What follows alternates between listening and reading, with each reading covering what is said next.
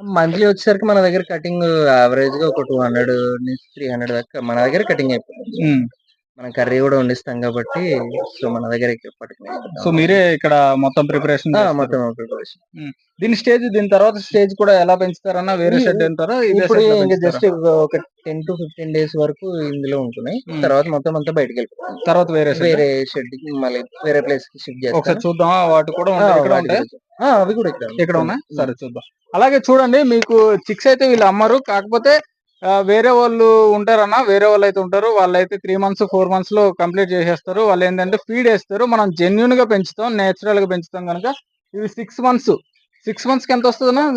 ఎంత వెయిట్ ఒస్తది? మీకు యావరేజ్‌గా 6 మంత్స్‌కి వచ్చేసరికి కేజీ నుంచి కేజీన్నర మధ్యలో ఉంటుంది. కేజీన్నర అంటే ఇంకా చాలా తక్కువ కదన్నా! నేచురల్‌కి అంతేనన్న. అంతేనా? కోడొచ్చేసరికి మీకు నేచురల్‌గా పెరిగేసరికి మీకు 8 నెలలకి కోడి రెడీ అవుతది. అంటే నేను చాలా దగ్గర